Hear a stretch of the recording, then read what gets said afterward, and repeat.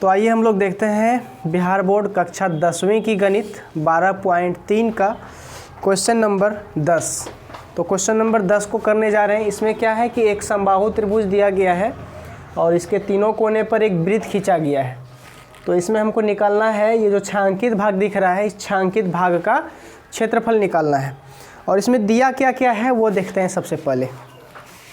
तो इसमें दिया हुआ है कि समबाहु त्रिभुज का क्षेत्रफल है, इसमें दिया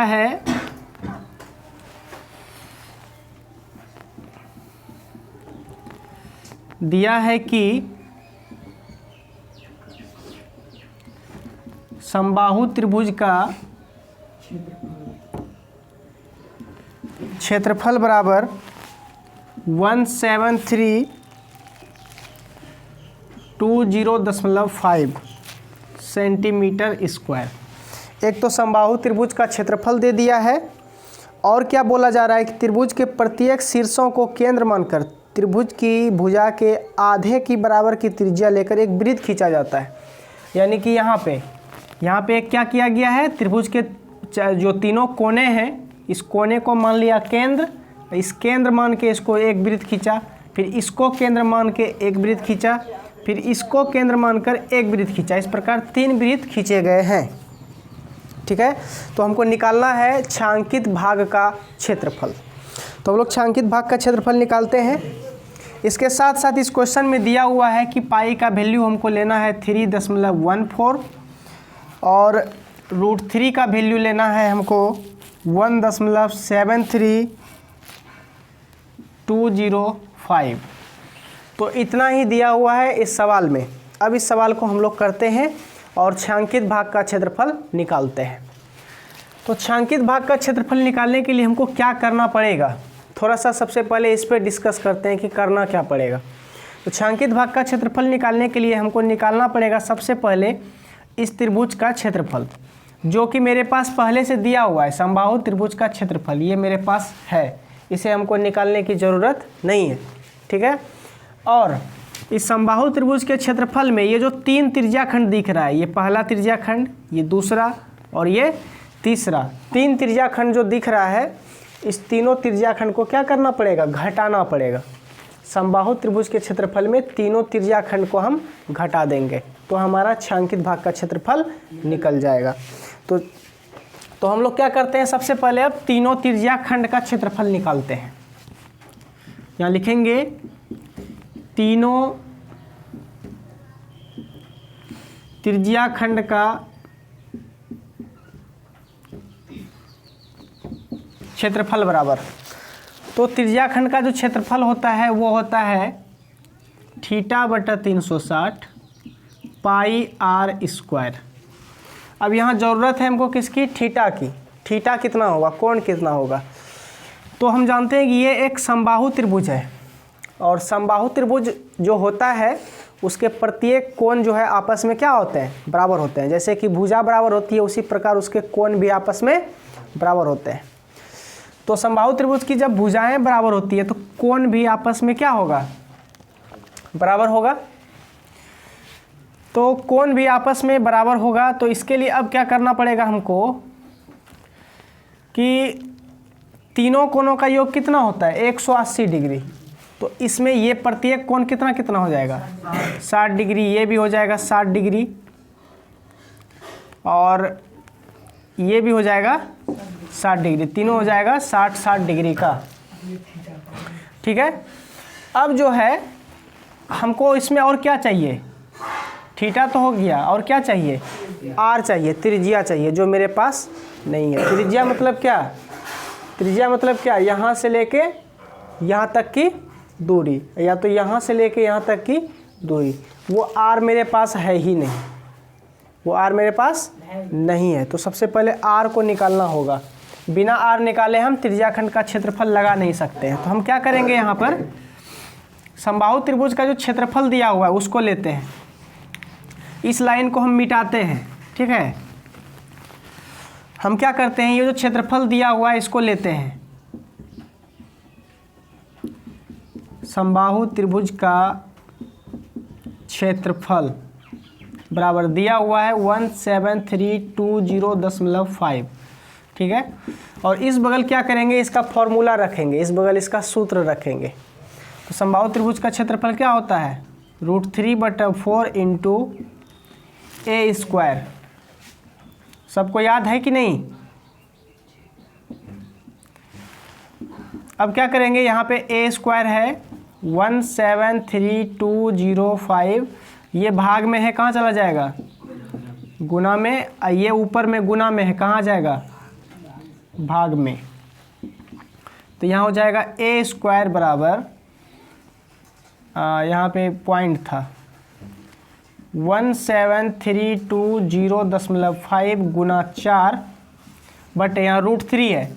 अब √3 का वैल्यू हम लोग रख देते हैं, √3 का वैल्यू हमको दिया हुआ है तो इसका वैल्यू रखेंगे। √3 का वैल्यू कितना दिया हुआ है, 1.73205, ठीक है, रख दिए। अब क्या करना है, दोनों जगह के दशमलव को उड़ाना है। यहाँ के दशमलव को उड़ाएंगे तो नीचे 1 दे के 1 0 आएगा, और यहाँ के दशमलव को उड़ाएंगे तो ऊपर आएगा 1 दे के कितना 0, दशमलव के बाद में जितना अंक था, कितना अंक है, 1 2 3 4 5, तो 1 2 3 4 5 अंक।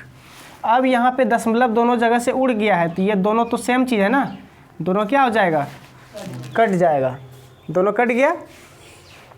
अब जो है यहाँ से 0 और 0 भी कट जाएगा, क्या बचा मेरे पास, ए स्क्वायर बराबर 4 और 0 कितना बचा, 1 2 3 4, 1 2 3 4 0 बचा। तो ए बराबर क्या हो जाएगा, यहाँ से स्क्वायर हटेगा, इस पे क्या आ जाएगा, रूट चढ़ जाएगा, है ना। तो रूट अंडर, ठीक है। तो ए बराबर क्या हो जाएगा, 40,000 का वर्गमूल कितना हो जाएगा, 200, क्योंकि 200 गुना 200 करेंगे तो होगा हमारा 40,000, ठीक है। तो ये निकल गया मेरा ए का वैल्यू। ए मतलब क्या, ए मतलब होता है भुजा, ए मतलब भुजा, यानी मेरा निकला भुजा का वैल्यू। अब भुजा हमको निकल गया है, भुजा कितना निकला है, 200, मतलब यहाँ से लेके यहाँ तक निकला मेरा 200, यहाँ से लेके यहाँ तक निकला पूरा, यहाँ से लेके यहाँ तक कितना 200। तो ये आधा कितना होगा, 100, और यही जो आधा होगा यही बन जाएगा इसका त्रिज्या, यही जो आधा 100 है यही क्या बन जाएगा, इसका त्रिज्या बन जाएगा, है ना, जिसकी ज़रूरत हमको अभी अभी है। तो ये त्रिज्या हो जाएगा मेरा कितना, 100। अब क्या करेंगे कि अब हमको निकालना क्या है, छांकित भाग का क्षेत्रफल। तो छांकित भाग का क्षेत्रफल निकालने के लिए समबाहु त्रिभुज के क्षेत्रफल में तीनों त्रिज्याखंड के क्षेत्रफल को क्या करेंगे, घटा देंगे। तो यहाँ पे निकालते हैं, सबसे पहले अब निकाल लेते हैं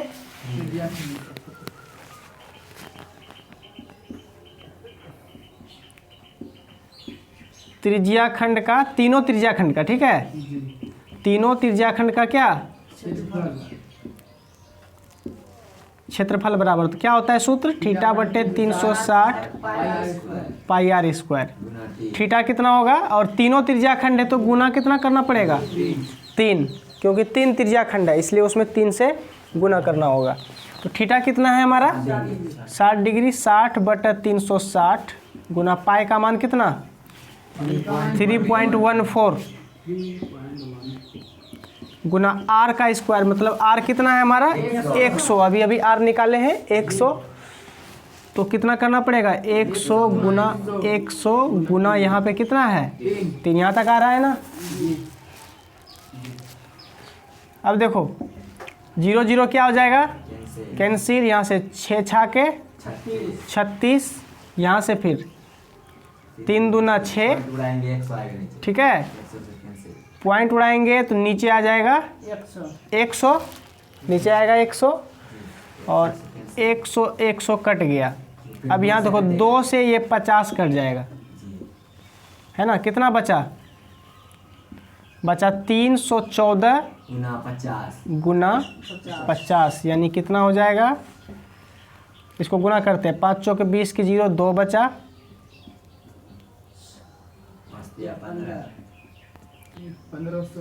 15,700, 15,700 सेंटीमीटर स्क्वायर, क्योंकि क्षेत्रफल है इसलिए स्क्वायर लगा दिए। ठीक है, तो 15,700 सेंटीमीटर स्क्वायर तीनों त्रिज्याखंड का क्षेत्रफल निकला। अब क्या करना है हमको, अब हमको छायांकित भाग का क्षेत्रफल निकालना है। तो समबाहु त्रिभुज के क्षेत्रफल में तीनों त्रिज्याखंड के क्षेत्रफल को क्या कर देंगे, घटा देंगे। तो यहाँ पे लिखते हैं छायांकित भाग का क्षेत्रफल बराबर क्या करेंगे, तो समबाहु त्रिभुज का क्षेत्रफल घटा देंगे इसमें तीनों त्रिज्यखंड का क्षेत्रफल। समबाहु त्रिभुज का क्षेत्रफल कितना है, समबाहु त्रिभुज का क्षेत्रफल वहाँ दिया हुआ है ना 17,320.5 और घटाओ तीनों त्रिज्याखंड का क्षेत्रफल। तो अभी तीनों त्रिज्याखंड का क्षेत्रफल निकाले हैं 15,700 सेंटीमीटर स्क्वायर। तो यहाँ लिखेंगे 15,700। अब इसमें इसको क्या करना है, घटा देना है। तो 0 में 0 घटा 0, 2 में 0 घटा 0, 13 में 7 घटा कितना 6, ये ना होगा 13 में 7 6, यहाँ कितना बचा 6, 6 में 5 घटा कितना 1, नहीं हुआ घटाओ। ठीक सर, हाँ यहाँ पे 0 में 2 घटेगा 2 ही आएगा। ओ हाँ ठीक, यहाँ पे क्या हो जाएगा 0 हो जाएगा सबसे पहले, उसके बाद 2 में क्या 0 घटाएंगे 2 होगा, 13 में 7 घटा 6, यहाँ कितना बचा 6, 16 में 1 बचा, 16 में 15 घटा, अरे 6 में 5 घटा कितना 1, उसके बाद फिर ये तो घट ही गया कितना 1620, 10 मतलब कितना ये 10.5 था, इतना सेंटीमीटर स्क्वायर। यही हो गया हमारा आंसर। तो यही हो गया हमारा, ये क्या निकला हमारा छायांकित भाग का क्षेत्रफल। जो कैसे निकाले, समबाहु त्रिभुज के क्षेत्रफल में तीनों त्रिज्याखंड के क्षेत्रफल को क्या करके घटा के। तो अगर ये वीडियो आपको अच्छी लगती है तो चैनल को लाइक करें, कमेंट करें और चैनल को सब्सक्राइब भी कर लें।